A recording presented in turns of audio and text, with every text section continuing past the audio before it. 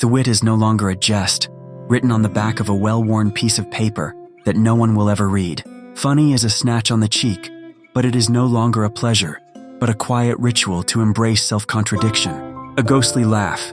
It is the crystallization of ontological skepticism. It leaves its intention, falls into the trap of interpretation, and plays with itself in the cage of the subjunctive past perfect.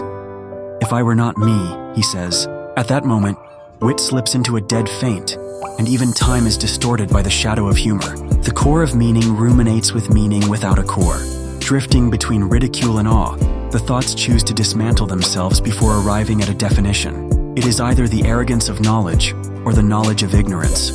There was no destination from the beginning. There was only a single meaningless flower that bloomed at the end of dry knowledge. Under the pale, cloudy sky, the landscape hidden in silence is like a forgotten fragment.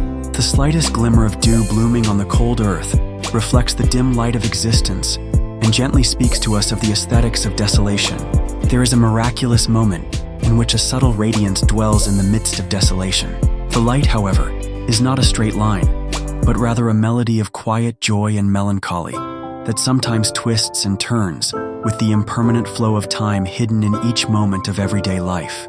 The space where existence and nothingness, light and shadow, order and chaos intersect. The witty play of withering emotion and wit, intertwined with each other, drifting between chance and inevitability, capturing as a single glimmer of light the truth that is often lost sight of. The quiet wandering journey then unfolds into a never-ending dialogue. Every question seeks an answer, and every answer holds a new mystery.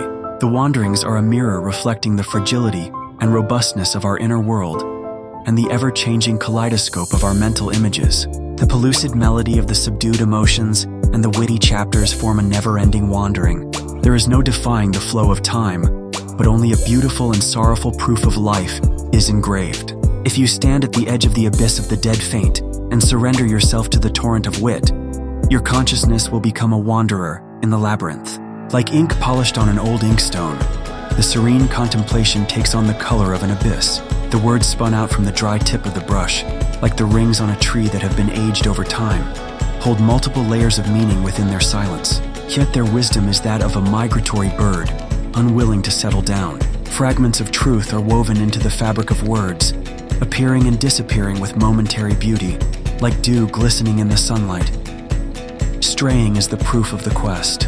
It is the trail of a soul that leaves the realm of the known and wanders in the wilderness of the unknown.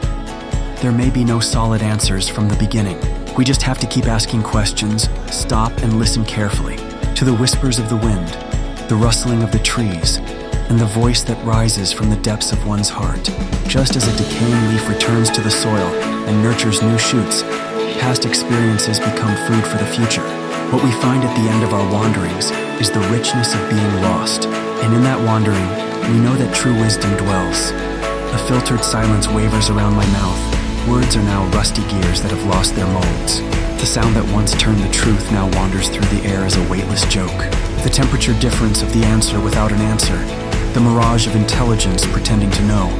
The night curtain that dances. Thoughts are not spirals, but worm-eaten circles. How many centers have we fictionalized in order to come to the conclusion that there is no such thing as a center? The deadpan observers no longer even taste the symbols, but lick the meaning like sand. Inebriated by this wandering, we are merely playing a silent instrument. Yet this intoxication is the most enlightened intelligence in the world. He who has abandoned the answer without abandoning the question is the one who can speak most profoundly.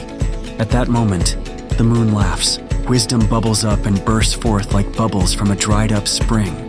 Like wrinkles carved into the skin of an old tree, words are dead leaves dancing in the wind. Wandering is a game of the intellect. Withering is not an end. It is ripening and deepening. Just as the seed of the next life dwells in the rotting fruit, the fog of common sense is dispelled to reveal the hidden landscape. Like a sharp blade, it cuts to the core of our thoughts and gives us a new perspective. The true value of wit shines brightly only when one has reached a state of complete indifference. At the end of our wanderings, we arrive not at a solid knowledge, but at an unshakable will to seek.